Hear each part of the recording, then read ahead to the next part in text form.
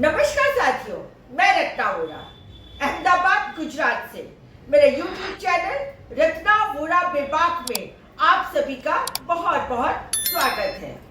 साथियों, पूरे देश में चुनाव का माहौल अपने चरम सीमा पर धीरे धीरे पहुंचता जा रहा है। पूरे देश में गर्मजोशी से सभी उम्मीदवार अपने चुनाव प्रचार में लग गए हैं। चुनाव एक तरह का राजकीय पर्व होता है। कार्यकर्ताओं से लेकर राजनेताओं तक सभी एक्शन मोड में आ जाते हैं और यह एक राष्ट्रीय पर्व की तरह सभी लोग इसको मनाते हैं। चुनाव में प्रचार करना, प्रचार के साथ साथ फिर वोट डालना, वोट के बाद गिनती होना, ये सब चुनावी प्रक्रिया का एक भाग है। और उसके बाद जो जीता वो सिकंदर और जो हारा वो डाउन डाउन। खैर, ये तो चलता रहता है, राजनीति है, चुनाव है। एक पक्ष को तो हारना ही है, दूसरे पक्ष को जीतना ही है। एक उम्मीदवार जीतेगा, दूसरा उम्मीदवार हारेगा, तभी तो राजनीति चलेगी। तो साथियों, आज इस गुजरात में मैं आपके बीच में हूँ और आपसे कुछ प्रश्नों पे चर्चा करने जा रही हूँ। तो साथियों, क्या इस बार भी भारतीय जनता पार्टी 26 में से 26 बैठकें जीतने जा रही है? क्या इस बार भी पिछले 2 चुनावों की तरह कांग्रेस का एक भी सीट से खाता नहीं खुलेगा? क्या इस बार भारतीय जनता पार्टी हर एक सीट 5 लाख के मार्जिन से जीतने जा रही है? क्या इस बार गुजरात प्रदेश के प्रमुख श्री शक्ति सिंह गोहिल ने जिस तरीके से उम्मीदवारों का चुनाव किया है, उससे गुजरात में कांग्रेस का खाता खुलेगा या नहीं? क्या इस बार ऑल इंडिया कांग्रेस कमेटी के senior general secretary Mukul Wasnik ji के प्रभारी बनाए जाने पे गुजरात की राजनीति पे कुछ असर पड़ेगा और कांग्रेस में कुछ असर पड़ेगा? ये देखना है। क्या इस बार राहुल गांधी जी दाहोद से लेकर सूरत तक भारत जोड़ो न्याय यात्रा लेकर गुजरात में आए, तो क्या उनकी इस भारत जोड़ो न्याय यात्रा का असर गुजरात की राजनीति पे पड़ेगा? क्या इस बार इंडिया गठबंधन ने जिस तरीके से गुजरात में 2 सीटें आम आदमी पार्टी के उम्मीदवारों को दी है, उससे गुजरात की राजनीति में कुछ नई लहर देखने को मिलेगी? क्या इस बार पुरुषोत्तम रूपाला ने अतिशय विरोध के बावजूद, क्षत्रिय विरोध के बावजूद 16 तारीख अर्थात कल जो अपना उम्मीदवारी पत्र भरा है, उसका गुजरात की राजनीति पे कुछ असर पड़ेगा? क्या इस बार जिस तरीके से क्षत्रिय आंदोलन ने गुजरात की राजनीति को गरवा दिया है, उसका असर आने वाली इस लोकसभा चुनाव के दिन कुछ असर पड़ेगा? तो साथियों, इन्हीं सब बातों का जवाब ढूंढते हुए आपके लिए मैंने ये वीडियो बनाया है। चलो चलते हैं गुजरात की ओर। साथियों, प्रकृति का एक नियम है, जहां आरंभ होता है वहीं अंत होता है। इसी तरह प्रकृति का एक और नियम है, गुरुत्वाकर्षण का नियम।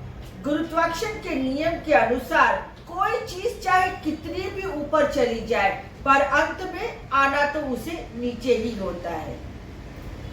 तीसरा नियम प्रकृति का नियम है, समय का चक्र। समय का चक्र हमेशा घूमता रहता है, समय हमेशा एक जैसा नहीं रहता है। आज गुजरात की राजनीति में हम इन्हीं प्रकृति के नियमों को किस तरीके से गुजरात में प्रतिस्थापित हो रहे हैं, उनके बारे में चर्चा करेंगे।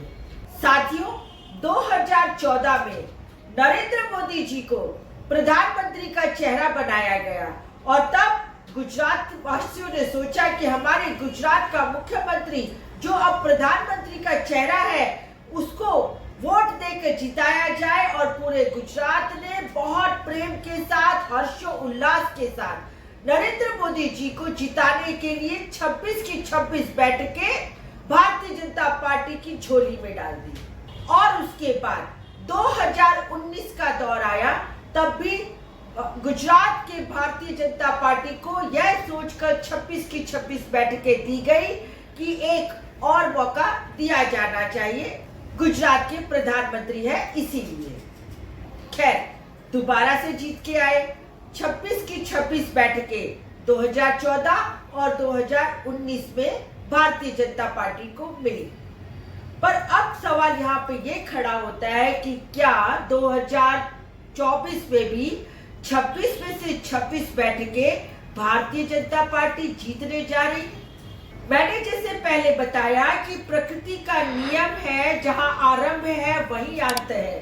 तो अब भारतीय जनता पार्टी का आरंभ गुजरात की भूमि से हुआ था और अब इसी भारतीय जनता पार्टी का अंत इसी गुजरात की भूमि पर दिखाई दे रहा है और 2024 के चुनाव में दिखाई दे रहा है।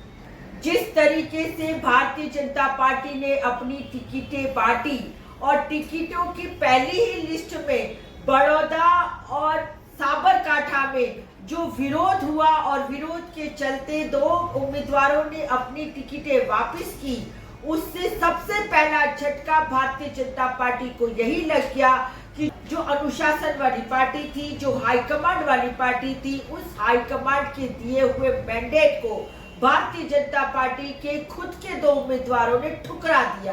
तो ये एक बहुत बड़ा झटका था। उसके बाद साथियों, राजकोट में क्षत्रिय आंदोलन की आग जल उठी। पूरे गुजरात के अंदर क्षत्रिय आंदोलन अपने पराकाष्ठा पे पहुंच गया और क्षत्रिय आंदोलन की जो क्षत्राणी बहनें थी, उनका एक ही कहना था कि कुछ भी हो, पुरुषोत्तम रूपाला की टिकट रद्द करो, उसकी टिकट वापस लो। परंतु भारतीय जनता पार्टी अपने घमंड में है। उसे लोगों की भावनाओं, बहनों की भावनाओं, क्षत्रियाणियों की भावनाओं से कोई लेना देना नहीं। उन्होंने पुरुषोत्तम रूपाला की टिकट नहीं काटी तो नहीं काटी और अंततः पुरुषोत्तम रूपाला ने अपना नॉमिनेशन फॉर्म भर दिया है। तो इससे ही पता चलता है कि भारतीय जनता पार्टी अपने कितने घमंड में चल रही है, उसका कितना दम्भ है और प्रजा को, पब्लिक को, सामान्य नागरिक को वह कुछ नहीं समझती है। भारतीय जनता पार्टी को लगता है कि अरे 25-30 लाख क्षत्रिय गुजरात के अगर वोट नहीं भी देंगे तो क्या है, दूसरा समाज तो हमारी झोली में है। बाकी तो अंधभक्तों की थोड़े कमी है भारतीय जनता पार्टी की। तो इसी घमंड में पुरुषोत्तम रूपाला का टिकट नहीं काटा गया। खैर, अब इस वीडियो के माध्यम से मैं कुछ उन सीटों के बारे में चर्चा करना चाहती हूँ जो सीटें हॉट फेवरेट है और जिन सीटों पे कांग्रेस अपना बहुत ही मजबूती से दावा कर रही है। सबसे पहली सीट है बनासकांठा की। यहाँ पर वाव की 2 टर्म की धारासभ्य विधायक गेनीबेन ठाकुर चुनाव लड़ रही हैं और गेनीबेन खुद एक बहुत परिपक्व, बहुत ही सुलझी हुई, मैच्योर, पब्लिक के बीच में रहने वाली नेता है और इन्होंने जिस तरीके से अपना धुआंधार प्रचार शुरू किया है, उसकी वजह से मोदी के खेमे में खलबली मच गई है और गेनीबेन की सीट सुनिश्चित मानी जा रही है पूरे चुनाव के दौरान।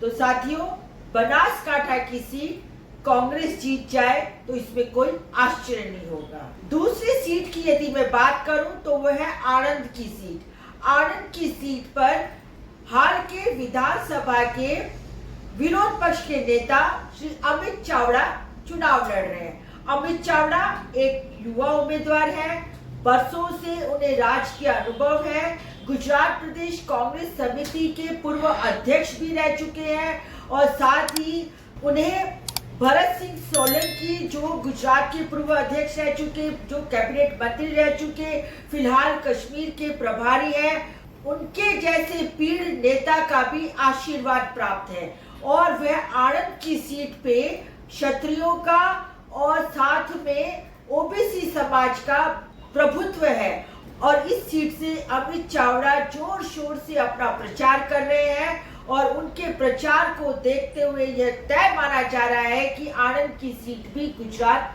फतेह करने जा रही है। साथियों, तीसरी सीट है साबरकांठा की। साबरकांठा की सीट पे सबसे पहले भारतीय जनता पार्टी ने भीखाभाई ठाकुर को टिकट दिया। भीखाभाई ठाकुर का टिकट वापस ले लिया और उसके बाद शोभना बारैया को टिकट दिया। शोभना बारैया कांग्रेस के विधायक महेंद्र बारिया की धर्मपत्नी है और उनके टिकट मिलने के बाद साबरकांठा में भारतीय जनता पार्टी का विरोध अंदर ही अंदर कार्यकर्ताओं ने किया, फिर खुल के किया और यहाँ तक एक दूसरे के साथ उन्होंने व्हाट्सएप पे गिरा देने की, मतलब कि खत्म कर देने की चुनौतियां दे डाली है। तो इस सीट पर कांग्रेस ने डॉक्टर तुषार चौधरी को उम्मीदवार बनाया है। डॉक्टर तुषार चौधरी पहले भी कांग्रेस की सीट से चुनकर सांसद बन चुके हैं, दिल्ली में मिनिस्टर रह चुके हैं, उन्हें बहुत ही राजकीय अनुभव है और वे आदिवासी समाज से आते हैं और उनके पिता स्वर्गीय अमर सिंह चौधरी पहले गुजरात के आदिवासी समाज के मुख्यमंत्री रह चुके हैं। इसलिए साबरकांठा की सीट भी इस बार कांग्रेस के खेमे में गिरती हुई दिखाई दे रही है। साथियों, अब मैं बात करना चाहती हूँ वलसाड़ की। वलसाड़ से कांग्रेस ने अनंत पटेल को टिकट दी है। दूसरी तरफ भारतीय जनता पार्टी ने धवल पटेल नाम के एक व्यक्ति को टिकट दी है। यह व्यक्ति कॉरपोरेट सेक्टर से आते हैं। इन्हें वलसाड़ की भूगोल, ज्योग्राफी कुछ मालूम नहीं है, ना ये कार्यकर्ताओं को जानते हैं, ना कार्यकर्ता इनको जानते हैं। एक पैराशूट से उतारा हुआ आयाती उम्मीदवार है और वहां पे भारतीय जनता पार्टी के लोग विरोध कर रहे हैं कि क्या स्थानिक नेताओं में से आपको एक भी ऐसा उम्मीदवार नहीं लगा कि जिसे वलसाड़ में लोकसभा की सीट दी जाए, तो आपने एक आयाती उम्मीदवार उतार दिया। तो अंदर ही अंदर वलसाड़ में बहुत विरोध है। दूसरी तरफ यदि मैं अनंत पटेल की बात करूं तो अनंत पटेल आदिवासी समाज से आते हैं। आदिवासी बहुल एरिया में उनका बहुत नाम है। जब जब भी जल, जंगल, जमीन की बात आती है तो आदिवासी समाज के लिए अनंत पटेल रात दिन आंदोलन करने या उनके प्रश्न को उठाने के लिए प्रजा के बीच में रहते हैं। अर्थात अनंत पटेल बहुत ही लोकप्रिय है और अनंत पटेल इस बार लोकसभा की सीट जरूर निकालेंगे, ऐसा मैं नहीं परंतु पूरा गुजरात कह रहा है। साथियों, इसके बाद मैं बात करना चाहती हूँ राजकोट की। जी हाँ, राजकोट, जहां से पुरुषोत्तम रूपाला के कथित बयान की वजह से पूरे देश में क्षत्रिय समाज के ऊपर असर पड़ी है और गुजरात में तो चिंगारी फैल चुकी है। गुजरात की क्षत्राणी बहनों ने तो जौहर तक कर देने का आह्वान कर डाला और गुजरात के क्षत्रियों की एक ही मांग है कि पुरुषोत्तम रूपाला की टिकट काटी जाए। इस सीट से इस बार परेश धनानी जो कि लेउवा पटेल है और वह अपनी यहाँ पर प्रभुत्व है राजकोट में लेउवा पटेल का, वह अपने जातिगत समीकरण से देखा जाए, पब्लिक में उनकी पहचान को देखा जाए, राजकीय उनकी समझ को देखा जाए, कांग्रेस के विधानसभा के नेता के तौर पर देखा जाए, हर मोर्चे पे परेश धनानी खूब सफल है और लोग उनको बहुत दिल से प्रेम करते। यह एक किसान का बेटा है और किसानों ने उन्हें हाथों हाथ ले लिया है। बेशक राजकोट की सीट शहरी सीट है, परंतु परेश धनानी को लेकर कोई दो राय नहीं कि परेश धनानी ये सीट नहीं जीतेंगे।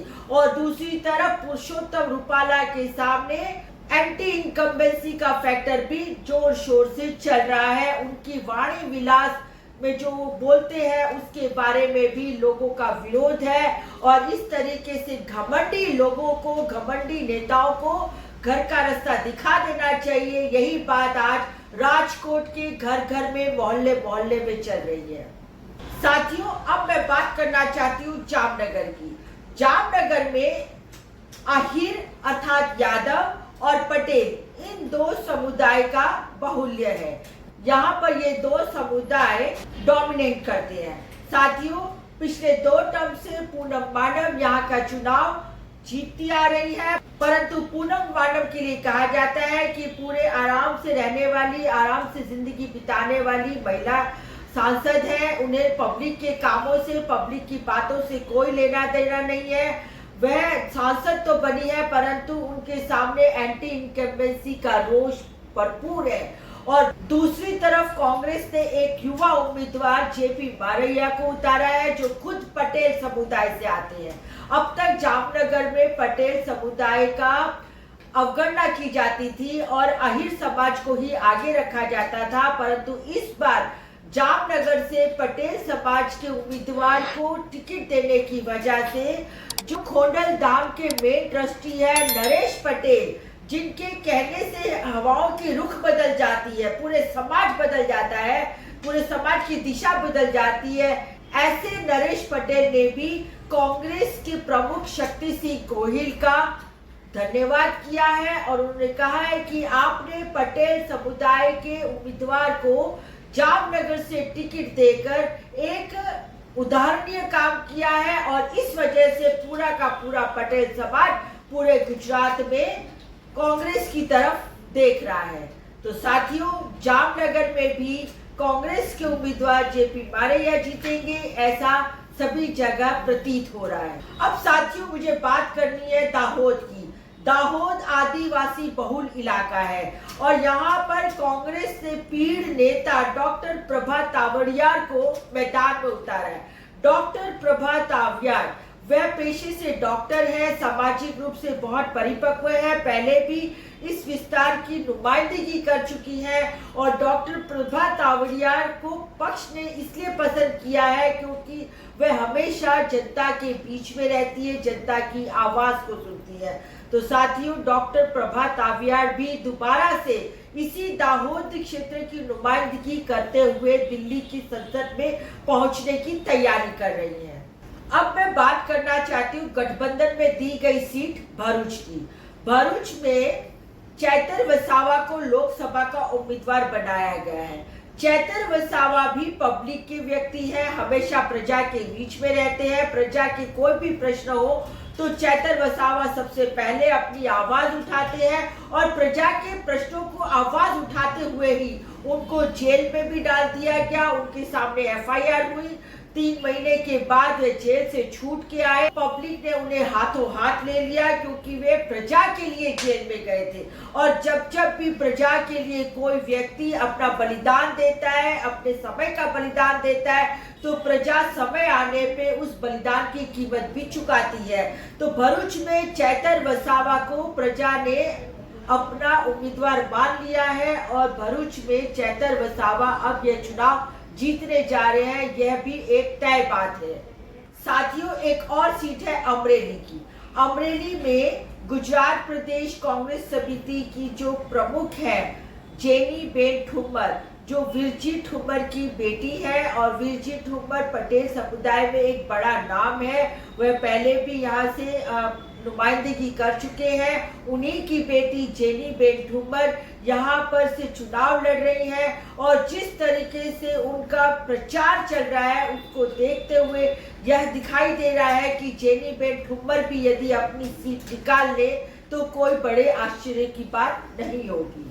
साथियों, अंत में मैं आपका ध्यान सुरेंद्रनगर की सीट पे करवाना चाहती हूँ। सुरेंद्रनगर की सीट पे ऋतिक मकवाणा को कांग्रेस ने अपना उम्मीदवार बनाया है। ऋतिक मकवाणा तड़पता कोड़ी समाज से आते हैं और इस समाज का पूरे गुजरात में बहुत ज्यादा प्रभुत्व है।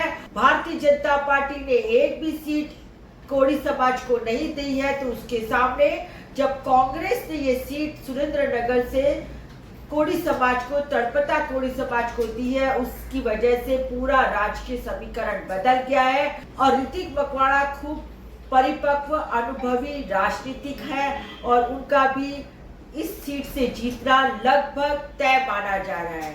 तो साथियों, इन्हीं सीटों के साथ कुछ और सीटें हैं जहां पर कांग्रेस बहुत टफ फाइट देगी और हो सकता है जीत भी सकती है। ऐसी सीट है जूनागढ़, खेड़ा, पाटन, अहमदाबाद पूर्व, अहमदाबाद पश्चिम और कच्छ। ये सब तमाम ऐसी बैठकें हैं जहां से कांग्रेस जीत सकती है और नहीं तो टफ फाइट तो जरूर से देगी। और इस बार भारतीय जनता पार्टी के लिए 26 की 26 सीटें लाना तो दूर, 5 लाख के मार्जिन से जीतना तो दूर, परंतु अभी अपनी इज्जत बचाए तो ही बहुत बड़ी बात है। क्योंकि जैसे मैंने वीडियो के शुरू में कहा कि गुजरात से ही आरंभ हुआ था, अब गुजरात से ही अंत होगा।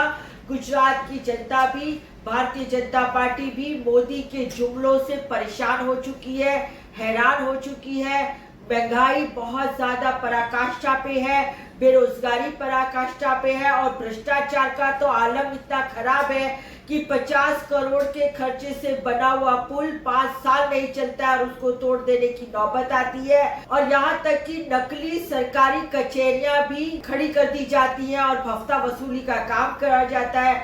साथ ही साथ में एक और भ्रष्टाचार का सबसे बड़ा उदाहरण, ताजा उदाहरण जो इलेक्टोरल बॉन्ड से संबंधित है। कच्छ के अंजार के एक किसान को मुआवजे के तौर पे 11 करोड़ रुपए उसकी जमीन के मुआवजे में मिले थे और उस मुआवजे की रकम को कच्छ के अंजार के शहर प्रमुख भारतीय जनता पार्टी के प्रमुख ने इलेक्टोरल बॉन्ड में दिलवा दिए, फंड करवा दिया और बेचारा दलित किसान मुंह देखता रह गया। उसे तो पता ही नहीं चला कि उसके 11 करोड़ कहाँ चले गए। परंतु गनीमत है कि सुप्रीम कोर्ट ने इलेक्टोरल बॉन्ड के ऊपर अपना जजमेंट दिया, इसको असंवैधानिक बताया और इलेक्टोरल बॉन्ड के सारे डेट्स को जाहिर करने के लिए कहा गया। तब जाकर पता चला कि कच्छ के एक गरीब दलित किसान का 11 करोड़ का रुपया ये इलेक्टोरल बॉन्ड में फंड में भारतीय जनता पार्टी को मिल चुका है। तो आप समझ सकते हैं कि भारतीय जनता पार्टी में कितना ज्यादा भ्रष्टाचार है, हर लेवल पे भ्रष्टाचार है। बाकी जैसे मैंने कहा कि ये अब गुजरात की जनता भी जुमले वाले प्रधानमंत्री को अच्छी तरह समझ चुकी है। अब प्रधानमंत्री का जो चेहरा है वो फीका पड़ गया है, बूढ़ा हो गया है, उसे रिटायरमेंट की जरूरत है। क्योंकि आपने 4 साल में अग्निवीर के नाम पे युवाओं को रिटायर करने की बात कर रहे हैं, परंतु सही अर्थों में तो अब मोदी और अमित शाह को रिटायर होके घर जाने की जरूरत है और मोदी जी को झोला पकड़ने की जरूरत है। तो बस साथियों, इसके साथ ही मैं मेरा वीडियो यही खत्म करती हूँ। हो सकता है कि आपको मेरा इन सीटों पे रखा गया आकलन विश्लेषण अच्छा लगा होगा। यदि आपको ये मेरा वीडियो पसंद आए तो मेरे YouTube चैनल रत्ना वोरा बेबाक को आप सब्सक्राइब कीजिए, ज्यादा से ज्यादा इसे शेयर कीजिए, ज्यादा से ज्यादा लाइक कीजिए। साथ ही आप मुझे इंस्टा, फेसबुक और एक्स पर भी फॉलो कर सकते हैं। फिर मिलती हूँ एक नई बात, एक नए विचार के साथ। तब तक के लिए नमस्कार।